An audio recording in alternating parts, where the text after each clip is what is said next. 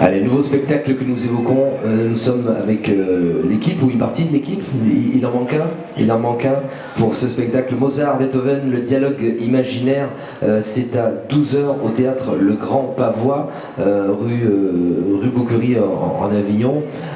Merci d'être là pour évoquer ces deux illustres personnages, Mozart, Beethoven, ce dialogue imaginaire. Comment est proposée la pièce?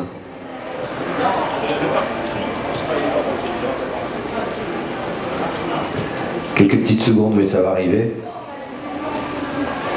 Là, ça donne. Voilà. Mais Beethoven n'était pas connu. Beethoven n'avait pas des micros HF. Mais oui, si je parle trop fort, vous me le dites, mais évidemment. Ben voilà. Alors, on va parler de la technique du spectacle, c'est ça? Et qu'est-ce que vous avez utilisé comme procédé pour ce dialogue imaginaire? Alors, il y a celui de l'auteur déjà qui a imaginé ou qui a inventé cette rencontre qui n'a jamais eu lieu. Donc elle est complètement inédite, mais il est quand même parti d'un fait historique qui est que Beethoven, jeune musicien en devenir, est allé voir la star de la musique de l'époque à Vienne, plein d'espoir, et ce Mozart, donc en l'occurrence, ne l'a jamais reçu. Car il avait évidemment beaucoup de jeunes musiciens qu'on lui présentait, etc. Et il avait d'autres choses à faire que de consacrer son temps, tout son temps, à des jeunes dont on ne connaissait pas l'avenir, forcément. Et Beethoven, partant de là, on a nourri un parfait ressentiment, et c'est un des points de départ du spectacle. Là, vous avez les deux monstres sacrés qui descendent de leur piédestal au sens propre, et qui, quand je dis qu'ils descendent, on ne les rabaisse pas du tout, hein, mais ils se mettent juste à un niveau humain, et en tant qu'hommes, avant d'être artistes, ils vont s'affronter. Alors, si on comprend bien, Beethoven prend très mal le fait que Mozart ne souhaite pas le recevoir, c'est ça le point de départ. Alors, là, en fait, c'est exactement ça, c'est-à-dire que là, la pièce se passe post-Portnem, ouais. Exactement, c'est un peu le mémorial des artistes, des génies. C'est pour ça qu'ils sont comme des statues et qui commencent à prendre vie par magie. Et en fait, c'est l'heure du règlement de compte. Voilà. Par rapport à cet épisode qui s'est passé exactement, je peux le dire, en 1787, au printemps 87, Beethoven vient un peu régler ses comptes avec Mozart, mais ça déborde largement ce seul petit point, cette anicroche anecdotique. Ils vont exposer chacun leur point de vue, parler de leur conception artistique, se raconter aussi, donc plein d'anecdotes sortent. On apprend aussi beaucoup de choses sur leur manière de vivre, les contraintes auxquelles ils étaient confrontés à cette époque en tant qu'artistes, comment trouver leur liberté de création dans un contexte qui n'était pas toujours facile. Et ça a des échos très contemporains pour les artistes. Alors voilà, mais d'autant plus qu'effectivement, comme vous le disiez au départ, il y a ce décroché de se dire que cette rencontre, elle a lieu très longtemps après, et qu'il y a le recul, et que finalement, au départ, ce qui peut paraître le point initial de cette rencontre, Mozart plutôt, qui refuse de recevoir Beethoven, et à partir de là, on parle avec le recul de ces deux personnages qui ont peut-être fini leur carrière et qui se retrouvent pour échanger, non pas que sur la musique, c'est ça, mais sur la vie, sur la culture, sur l'art en général, pas que sur l'art musical. Et c'est deux personnes qui, malgré leur passion, avaient des visions très différentes de la liberté, on va dire. Est-ce que ces deux personnages-là étaient très différents? De caractère, oui. Je pense que Mozart, ne me regarde pas comme ça, Mozart était plus volubile. Je pense qu'aujourd'hui, ce serait quelqu'un qu'on qualifierait de borderline, avec à ce point très haut et très bas. Surtout quand on parle de sa musique, je pense que ce qui le touche le plus, c'est qu'on critique sa musique. Sa musique, voilà. L'homme lui-même, je pense que ça lui passe au-dessus. Et Beethoven a eu une éducation beaucoup plus... avec son père, je crois, beaucoup plus serré, même si lui, il a trouvé une certaine liberté dans la composition. Oui, Tout à fait, non mais Beethoven en fait, il est presque, il sait que le père de Mozart a pris la carrière de Mozart en main, peut-être trop, alors que Beethoven, lui, il aurait aimé avoir un mentor, un vrai mentor, et son père en fait était plutôt un ivrogne qui l'a maltraité. Et il y a vraiment le côté artiste maudit, incompris, qui s'est fait tout seul et en plus qui s'est isolé de... pas que par sa faute, tout le monde sait que Beethoven a eu des problèmes d'audition très vite, très jeune, ça n'a fait qu'en empirant, et que son génie, il est aussi né de ses difficultés quand même, parce que la musique, il l'avait en tête. Ouais, il l'écrivait, mais il avait parfois du mal à l'entendre lorsqu'elle était jouée, c'est ça qui est complètement fou. Il n'a pas du tout vécu la liberté de création, et comme Mozart. Mais pour autant, je crois vraiment que c'est un des fondements de la pièce, parce que autant ils peuvent s'agresser, s'affronter, se raconter vraiment, j'allais dire violemment, c'est pas le mot, mais enfin bon, en tout cas se dire verbalement. Voilà, ils parlent avec leur tripes quand même, avec leur cœur, avec passion tout simplement. Mais il y a aussi, si Mozart lui n'a jamais connu la musique de Beethoven, parce qu'il est mort trop jeune, Beethoven, lui, a connu la musique de Mozart, il l'a même jouée très souvent. Même s'il avait donc ce profond ressentiment, ou cette rage un peu rentrée à l'égard de Mozart, il n'a pu qu'apprécier le génie de Mozart. Il l'a joué, il a admiré Mozart. C'était très ambivalent, sa relation, même post-mortem, sur le coup post-mortem après la mort de Mozart, il avait une relation ambivalente avec la musique de Mozart. Il y avait une forme de jalousie par rapport à la musique de l'un et de l'autre. Alors c'est difficile de rentrer dans la tête de l'un et de l'autre, surtout 200 ou 250 ans après. Il faut quand même savoir que la pièce est nourrie de témoignages authentiques et de faits historiques. Et nulle part il a été question de jalousie. C'est plus... moi j'ai une formule qui simplement, le génie sait reconnaître le génie. Et là où est Beethoven aujourd'hui, encore aujourd'hui, mais il l'a été de son vivant, il a été l'égal de Mozart. Il n'y a pas de jalousie. C'est autre chose. C'est peut-être il a essayé de faire mieux même que Mozart. Mais il est arrivé, ça c'est un autre débat, et c'est même pas le propos du spectacle. Là on est là, nous on célèbre les deux, bien évidemment. Il y a toujours ici, si on discute avec des gens dans la galerie ici, on aura des gens qui vont préférer Mozart, pro Mozart et des pro Beethoven, bien sûr. Nous c'est pas notre propos, mais je crois vraiment pas qu'il y ait de la jalousie. Il y a juste un regard très différent sur la création. Et en plus nourri d'un fait historique authentique qui a, à mon avis, qui est fondateur dans la carrière de Beethoven, qui est justement cette espèce de frustration, ce ressentiment qu'il a eu.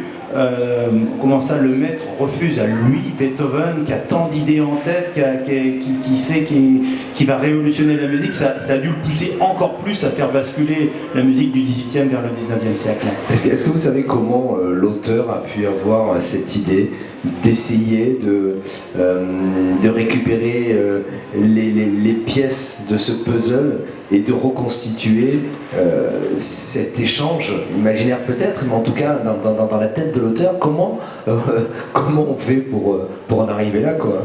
Je crois qu'il est contemporain de Mozart et de Beethoven. Non, je plaisante. Il s'avère que c'est un mélomane. Oui, voilà, je vais lui faire un petit coucou, Alain, si tu nous entends et si tu nous vois.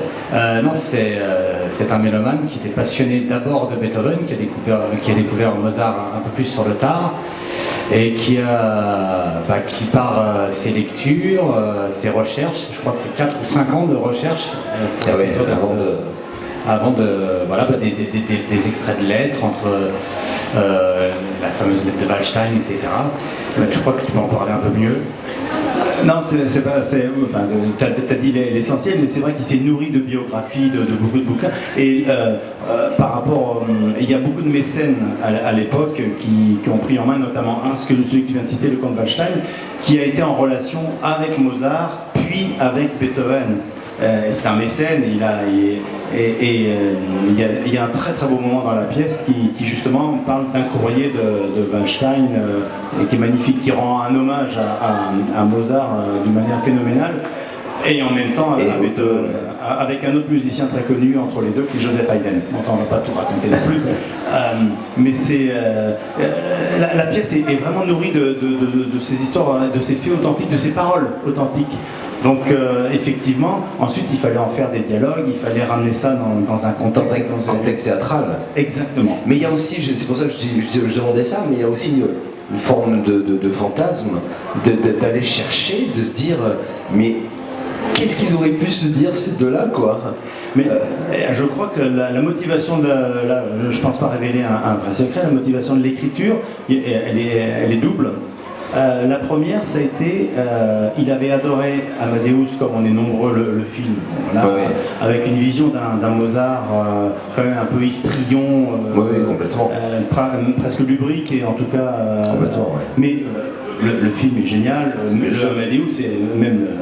Amadeus du film est génial, mais pour autant, je dirais qu'il a voulu remettre un Mozart plus historique que hystérique. Voilà. Voilà. Et ça, c'était la première motivation. Et en lisant et en faisant ses lectures, il a vu le lien qu'il y avait entre Beethoven et Mozart. Il a compris qu'il y avait un vrai lien, une vraie filiation entre les deux. Je pense que d'ailleurs c'est prouvé dans le texte, parce que tout ce qui est raconté dans la pièce est avéré historiquement parlant. Et donc c'est ce qu'il fallait mettre en avant, et ensuite il a tissé sa toile. Voilà. Oui. Il n'a pas tort. C'est très gentil. Voilà. Mozart, Beethoven, le dialogue imaginaire. Mozart, Beethoven, le dialogue imaginaire, c'est au théâtre le Grand Pavois. À 12h, vous, comment vous êtes-vous approprié ces rôles? Alors je vais donner le micro à Ronan, il va parler en son nom après. Moi, ce que je peux juste dire, c'est que la pièce fait descendre donc les deux monstres sacrés dans l'arène humaine, hein, et donc c'est déjà plus facile pour nous de. Bien sûr. On n'est pas du tout. Je me prends pas pour Beethoven. On est d'accord. Je sais pas s'il y a une vraie ressemblance physique, etc. Enfin, on a juste essayé de s'inspirer de l'esprit et de donner vie, corps, cœur aux mots qui leur sont attribués, qu'ils auraient prononcés, et surtout un état d'esprit plus général. Donc on transmet une passion qui est celle de la musique classique et de la création au sens plus général du terme, et on le fait nous aussi avec passion, en espérant, et jusqu'à preuve du contraire, jusqu'ici les ovations du public nous rassurent un petit peu sur ce qu'on renvoie. Vous êtes un pro Beethoven? Non, il ne parlera pas, c'est pas ça lui apprendra. Oui, alors j'adore les deux, je vais être franc. Beethoven, mais il y a une espèce de folie romantique qui est magnifique dans certains concertos, symphonie de Beethoven. Et d'ailleurs, désolé, je vais citer l'auteur, mais je crois que ce sont des vrais mots de Beethoven, qu'on me fait dire dans la pièce. Et ça me parle. Moi qui joue beaucoup aussi de comédie, je joue tous les registres, parce que là on est plus dans un registre entre classique et contemporain, en ne parlons pas. Je vais citer le mot de Beethoven qui est distraire, oui, certainement, mais éclairer, et plus encore, ouvrir des horizons, faire rêver. Et bien pour moi, je fais ce métier pour ça. C'est-à-dire que je veux bien, j'adore rigoler, et je crois que j'arrête pas, mais pour autant, si j'arrive à avoir ce petit supplément d'âme, voilà. Et donc, oui, je me reconnais au moins dans les mots de Beethoven et régulièrement dans sa musique, forcément. Forcément, ouais. Bah oui, pour incarner Mozart, moi j'essaye d'être, malgré tout, sans voilà. Après, vous mettez un piano dans les mains, j'arriverai pas. Oui, moi non plus, je vous rassure. Mais ouais, c'est affaire de passion, c'est affaire de caractère. Enfin, ça me parle beaucoup, le personnage. J'ai une tendresse particulière moi, pour Mozart, parce que j'en écoute beaucoup. En fond, après, voilà, quand je travaille sur l'ordinateur, souvent je me mets Mozart. Moi, le personnage que j'ai vu dans Amadeus, pour moi, correspondait assez à ce que j'imaginais de Mozart, peut-être un peu moins, mais comme je disais, un peu borderline, des très hauts, des très bas, une sorte d'ado et qui se vexe assez vite dès qu'on touche à ce qu'il passionne, et tout ce qu'il passionne en fait c'était la musique. Voilà. Après j'ai lu beaucoup de trucs sur lui, où il était... il avait un humour assez lourd peut-être même parfois, non mais vraiment sur les images. Ah, ça existe déjà. Un surdoué. Mais ouais, on a vraiment affaire à un surdoué qui à fleur de peau quoi, et c'est ça qui était super intéressant à jouer. J'essaye chaque fois de me vexer quand d'être vraiment comme si c'est moi qu'on attaquait quand on attaque ma musique. Et il faut dire que Beethoven le provoque assez régulièrement dans le spectacle. En plus, ouais. En plus. On n'a pas parlé de ce troisième personnage. Très important. Qui est essentiel. Alors bon, il est joué par Benjamin Civil, qui est sur le plateau. C'est également lui qui a fait la création lumière et ce qu'on appelle le design sonore. Sur une pièce qui parle de deux musiciens aussi illustres que Mozart et Beethoven, on peut dire que le design sonore était important et il fallait y attacher. Parce qu'il l'accompagne, il met en relief, il illustre, c'est la bande originale, oui. Enfin voilà, il amène aussi beaucoup d'émotions. Mais Benjamin, c'est l'élément contemporain du spectacle. Il est sur le plateau, vous avez ces deux figures tutélaires qui sont un peu comme on les imagine, d'où notre affiche, hein, on les voit bien. Et lui, c'est l'élément contemporain. C'est d'une certaine manière, c'est lui qui rêve et qui invente ce dialogue au fur et à mesure qu'il se déroule sous nos yeux. D'accord. Un petit peu le chef d'orchestre. Monsieur, un peu le monsieur loyal. Le monsieur loyal, c'est celui qui va faire le lien entre les deux parce que c'est pas toujours facile de les faire se parler à certains moments. Ouais. Dialogue imaginaire, Mozart, Beethoven, le Grand Pavois, c'est tous les jours à 12h avec des relâches peut-être. Le mercredi, donc plus qu'une. Plus qu'une relâche et encore quelques représentations. On fait juste une petite pause musicale et puis on discute et on échange un petit peu de vos parcours respectifs cette fois-ci. Et comme si rien n'était. Mais quelle arrivée fantastique. Il est fort ce Beethoven. Quelle souplesse pour un homme de ses corpulences. Incroyable. Mozart, Beethoven, ce dialogue imaginaire que vous interprétez, on retrouve au Théâtre Le Grand Pavois à midi. On va un petit peu terminer cet entretien avec vos parcours respectifs à l'un et à l'autre.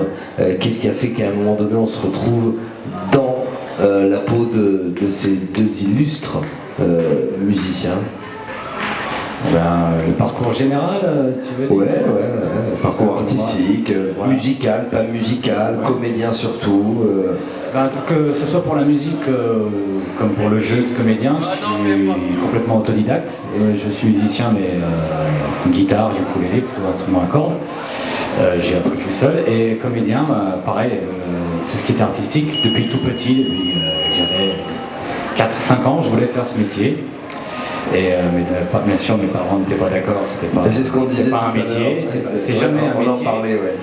Et donc, au fil des années, j'ai passé des diplômes, j'ai travaillé dans le commerce, qui n'était pas du tout mon truc. Et puis, je me suis lancé avec des compagnies amateurs, et puis très vite, en 2001, je me suis lancé en professionnel. Mon premier Avignon avec ma première pièce en 2003, et puis depuis, voilà, c'est 9 Avignon. Je me suis installé dans l'Occitanie maintenant on dit. Ouais, l'Occitanie. Ouais. Je joue beaucoup en café-théâtre, mais aussi en classique, en spectacle pour enfants. Donc la musique m'a permis d'ajouter des cordes à mon arc, forcément dans les spectacles. Et avec Grégoire, on a quand même joué pas mal, ça fait 15 ans qu'on se connaît bientôt, 14 ans. Et on a collaboré sur plusieurs spectacles ensemble, et quand il m'a proposé, vu que moi j'écoutais beaucoup de Mozart, et quand il m'a proposé de jouer Mozart, j'ai fait « Ah, incroyable, oui, tout de suite !» Et voilà, je suis très fier de ce spectacle, et vraiment, j'ai envie de le défendre. C'est le premier Avignon avec ce spectacle-là? Oui, création.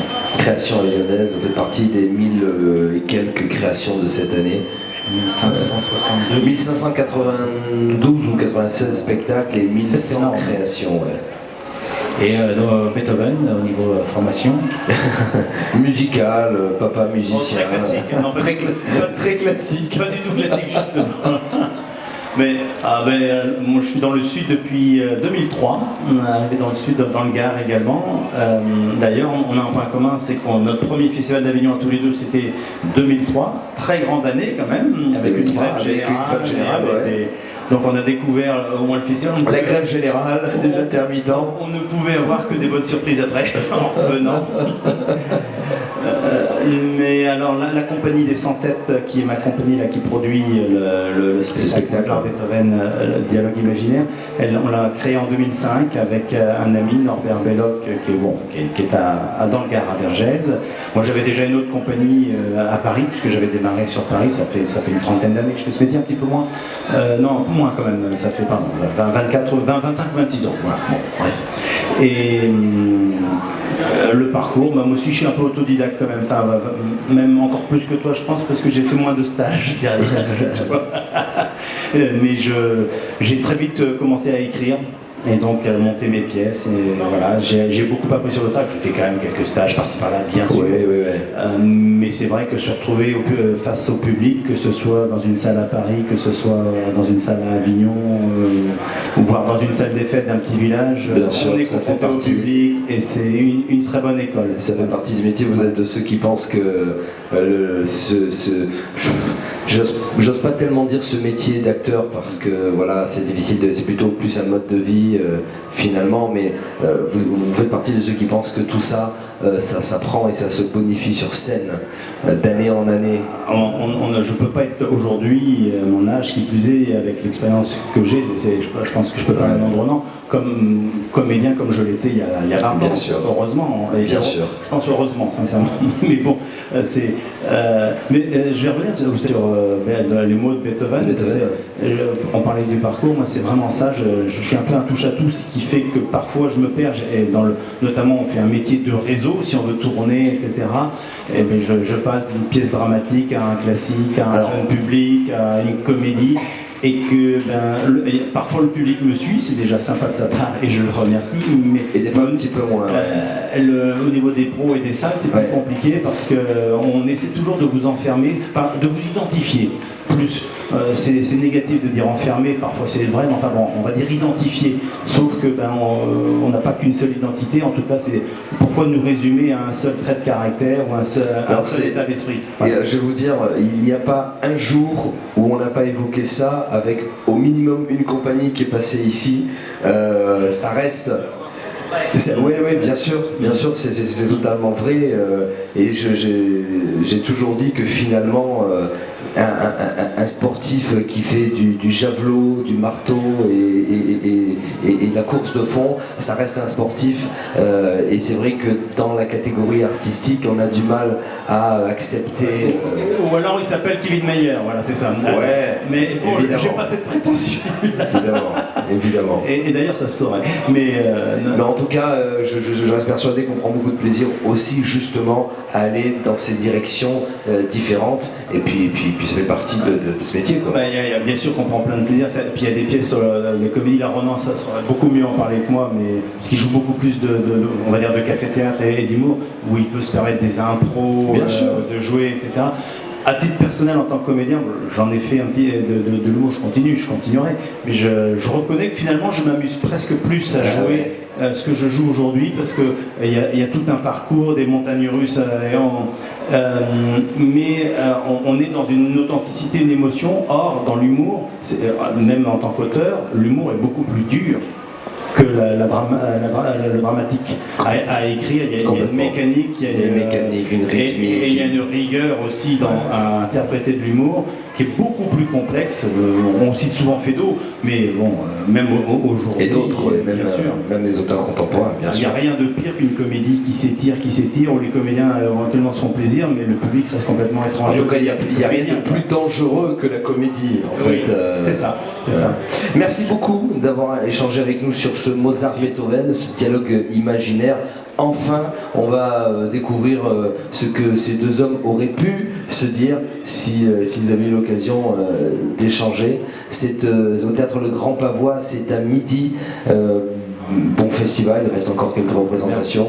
Merci. En tout cas, en musique comme en théâtre, je dirais que tout est affaire de passion. Exactement. Voilà. Merci beaucoup d'avoir été là. Merci.